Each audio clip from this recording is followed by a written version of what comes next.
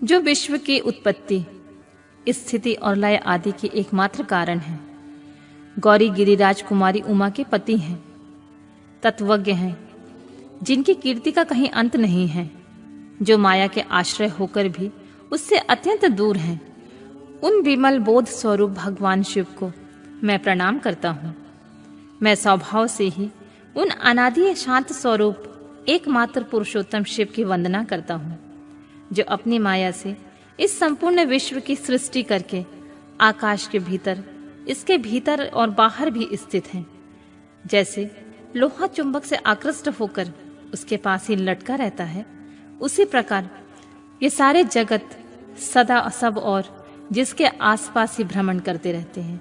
जिन्होंने अपने से ही इस प्रपंच की रचना करने की विधि बताई थी, जो सबके भीतर अंतर्यामी रूप से विराजमान है तथा जिनका अपना स्वरूप अत्यंत गूढ़ है, उन भगवान शिव को मैं सादर वंदना करता हूँ।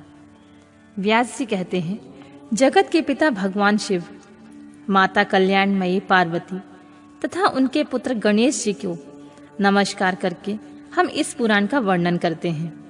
एक समय की बात है, नैमिषारण्य में निवास करने वाले शौनक आदि सभी मुनियों ने उत्तम भक्ति भाव के साथ सूत जी से पूछा। ऋषि बोले, महाभाग सूत जी, विदेश्वर संहिता का जो साध्य साधन खंड नाम वाली शुभ एवं उत्तम कथा है, उसे हम लोगों ने सुन लिया है। उसका आदि भाग बहुत ही रमणीय है तथा वह शिव भक्तों पर भगवान शिव का वात्सल्य स्नेह प्रकट करने वाली है। विद्वान, अब आप भगवान शिव के परम उत्तम स्वरूप का वर्णन कीजिए, साथ ही शिव और पार्वती के दिव्य चरित्रों का पूर्ण रूप से श्रवण कराइए।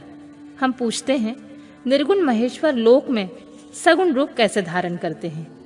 हम सब लोग विचार करने पर भी शिव के तत्व को नहीं समझ पाते हैं।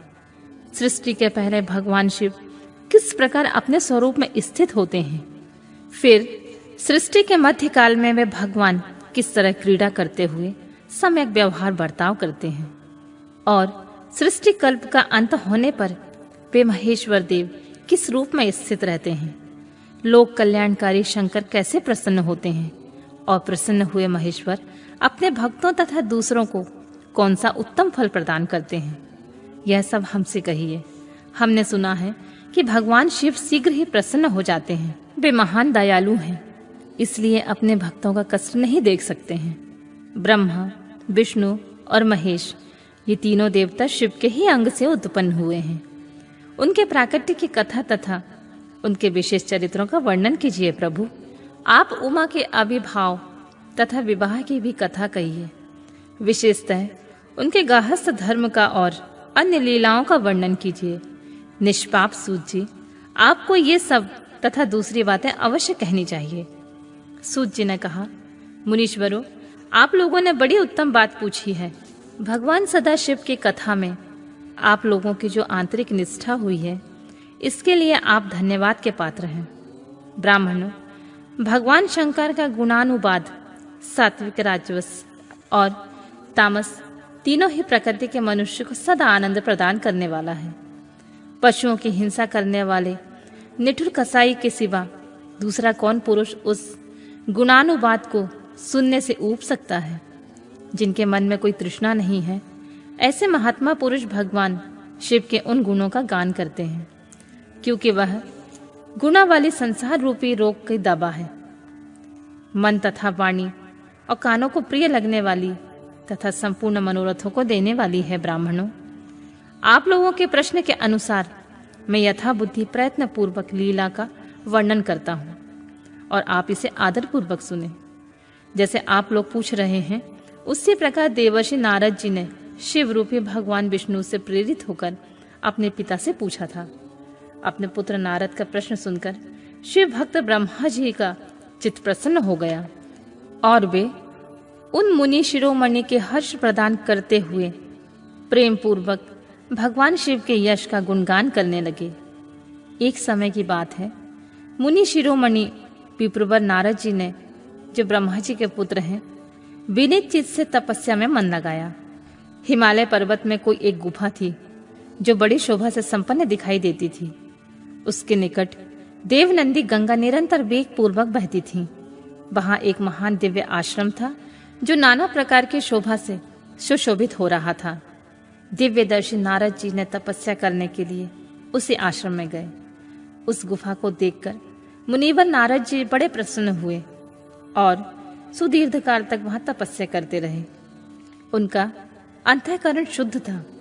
वे दृढ़ता पूर्वक आसन बैठकर मौन होकर प्राणायाम पूर्वक समाधि में स्थित हो गए। ब्राह्मणों, उन्होंने वह समाधि लगाई जिसमें ब्रह्मा का साक्षात करने वाला विज्ञान प्रकट हुआ। मैं ब्रह्मा हूं। मुनिवर नारद जी जब इस प्रकार तपस्या करने लगे, उसी समय वह समाचार पाकर देवराज इंद्र कांप उठे। वे मानसिक संताप से बेहाल हो गए। ये नारद मुनि मेरा राज्य लेना चाहते हैं। मन ही मन ऐसा सोचकर इंद्र ने उनकी तपस्या में विघ्न डालने के लिए प्रयत्न करने की पूरी इच्छा की। उस समय देवराज ने अपने मन से कामदेव का स्मरण किया। स्मरण करते हुए कामदेव आ गए। महेंद्र ने उन्हें नारद जी की तपस्या में विघ्न डालने का आदेश दिया। यह आज्ञा पाकर कामदेव वसंत के साथ बड़े गर्व से उस स्थान पर गए और अपना उपाय करने लगे। उन्होंने वहां शीघ्र ही सारी कलाएं रच डाली। बसंत ने मदमस्त होकर अपना प्रभाव अपने प्रकार से प्रकट किया। मुनिवरों, कामदेव और बसंत के अथक प्रयत्न करने पर भी नारद मुनि के चित्त में विकार उत्पन्न नहीं हुआ। महादेव के अनुग्रह से दोनों का गर्व चूर्ण हो गया। शौनक और महर्षियों, ऐसा होने का जो कारण था उसे आदर पूर्वक सुनो। महादेव जी की कृपा से नारद मुनि पर कामदेव का कोई प्रभाव नहीं पड़ा। पहले उसी आश्रम में कामशत्रु भगवान शिव की उत्तम तपस्या की थी और वहीं उन्होंने मुनियों के तपस्या का नाश करने वाले कामदेव को शीघ्र ही भस्म कर डाला था। उस समय रति ने कामदेव को पुनः जीवित करने के लिए देवताओं से प्रार्थना की। तब देवताओं ने समस्त लोगों का कल्याण करने वाले भगवान शंकर से याचना की। उनकी याचना करने पर वे बोले, देवताओं, कुछ समय व्यतीत होने के बाद कामदेव जीवित तो हो जाएंगे, परंतु यहाँ उनका कोई उपाय नहीं चल पाएगा। अमरगण, यहाँ खड़े होकर लोग चारों ओर जितनी दूर तक भूमि को नेत्र से देख पाते हैं, वहां तक कामदेव के वाणों का कोई प्रभाव नहीं चल सकेगा। इसमें कोई संशय नहीं है। भगवान शंकर की उस उक्ति के अनुसार उस समय वहां नारद जी के प्रति कामदेव जी का निजी प्रभाव मिथ्या सिद्ध हुआ। वे शीघ्र ही स्वर्गलोक में इंद्र के पास लौट गए। वहां कामदेव ने अपना सारा वृतांत और मुनि का प्रभाव कह सुनाया। तत्पश्चात इंद्र की आज्ञा से वे बसंत के साथ अपने स्थान को लौट गए। उस समय देवराज इंद्र को बड़ा विस्मय हुआ। उन्होंने नारद जी की भूरी भूरी प्रशंसा की, परंतु शिव के माया से मोहित होने के कारण वे उस पूर्व वृतांत का स्मरण न कर सके। वास्तव में इस संसार के भीतर सभी प्राणियों के लिए शंभु की माया को जानना अत्यंत कठिन है। जिसने भगवान शिव के चरणों में अपने आप को समर्पित कर दिया है, उस भक्त को छोड़कर शेष सारा जगत उनकी माया से मोहित हो जाता है। नारद भी भगवान शंकर की कृपा से वहां चिरकाल तक तपस्या में लगे रहे। जब उन्होंने अपनी तपस्या को पूर्ण हुई समझा, तब वे मुनि उससे विरत हो गए। कामदेव पर मेरी विजय हुई, ऐसा मानकर उन मुनीश्वर के मन में व्यर्थ ही गर्व हो गया। भगवान शिव की माया से मोहित होने के कारण उन्हें यथार्थवाद का ज्ञान नहीं रहा। वे यह नहीं समझ सके कि कामदेव के पराजित होने में भगवान शंकर का प्रभाव ही कारण है। उस माया से अत्यंत मोहित होकर मुनि शिरोमणि नारद अपना काम विजय संबंधी वृतांत बताने के लिए तुरंत ही कैलाश पर्वत पर चले गए। उस समय वे विजय से मत से उन्नत हो रहे थे। वहां रुद्रदेव का नमस्कार करके गर्व से भरे हुए मुनियों ने अपने आप को महात्मा मानकर तथा अपने ही प्रभाव से कामदेव पर अपनी विजय हुई समझकर उनसे सारा वृतांत कह सुनाया। वह सब सुनकर भक्त वत्सल भगवान शंकर ने नारद जी से, जो अपनी शक्ति ही माया से मोहित होने के कारण काम विजय के कारण यथार्थ कारण को नहीं जानते थे और अपने विवेक को भी खो बैठे थे, कहा, तात नारद, तुम बड़े विद्वान हो, धन्यवाद के पात्र हो, परंतु मेरी यह बात ध्यान देकर सुनो। अब से फिर कभी ऐसी बात मत कहना। विशेषतः भगवान विष्णु के सामने इसकी चर्चा कदापि न करना। तुमने मुझसे अपना जो वृतांत सुनाया है उसे पूछने पर भी दूसरों के सामने नहीं कहना। यह सिद्धि संबंधी वृतांत सर्वथा गुप्त रखने योग्य है। इसे कभी किसी पर प्रकट नहीं करना चाहिए। तुम मुझे विशेष प्रिय हो, इसलिए अधिक जोर देकर मैं तुम्हें यह शिक्षा देता हूं और इसे ना कहने की आज्ञा भी देता हूं, क्योंकि तुम भगवान विष्णु के भक्त हो और उनके भक्त होते हुए मेरे अत्यंत अनुगामी हो।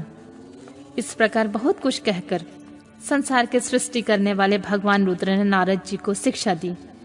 अपने वृतांत को गुप्त रखने के लिए उन्हें समझाया बुझाया, परंतु वे तो शिव की माया से मोहित थे, इसलिए उन्होंने दी हुई शिक्षा को अपने लिए हितकर नहीं माना। तदनंतर मुनि शिरोमणि नारद ब्रह्मलोक में गए। वहां ब्रह्मा जी को नमस्कार करके उन्होंने कहा, पिताजी, मैंने अपने तपोबल से कामदेव को जीत लिया है। उनकी यह बात सुनकर ब्रह्मा ने भगवान शिव के चरणार बिंदों का चिंतन किया और सारा कारण जानकर अपने पुत्र को यह कहने से मना किया, परंतु नारद जी शिव की माया से मोहित थे। अतएव उनके चित्त में मत का अंकुर जम गया था, उनकी बुद्धि मारी गई थी। इसलिए नारद जी अपना सारा वृतांत भगवान विष्णु के सामने कहने के लिए वहां से शीघ्र ही विष्णु लोक में गए। नारद मुनि को आते देखकर भगवान विष्णु बड़े आदर से उठे और शीघ्र ही आगे बढ़कर उन्होंने मुनि को हृदय से लगा लिया। मुनि के आगमन का क्या कारण है, इसका उन्हें पहले से ही पता था। नारद को अपने आसन पर बिठाकर भगवान शिव के चरणार बिंदों का चिंतन करके श्री हरि ने उनसे पूछा, तात, कहाँ से आए हो? यहाँ किस लिए तुम्हारा आगमन हुआ है? मुनि श्रेष्ठ, तुम धन्य हो, तुम्हारे आगमन से मैं पवित्र हो गया हूँ। भगवान विष्णु का यह वचन सुनकर गर्व से भरे हुए नारद मुनि ने मद से मोहित होकर अपना सारा वृतांत बड़े अभिमान के साथ कह सुनाया। नारद मुनि का वह अहंकार युक्त वचन सुनकर मन ही मन भगवान विष्णु ने उनकी काम विजय की यथार्थ कारण को पूर्ण रूप से जान लिया। तत्पश्चात श्री विष्णु बोले, मुनि श्रेष्ठ, तुम धन्य हो, तपस्या के तो भंडार ही हो। तुम्हारा हृदय भी बड़ा उदार है मुने।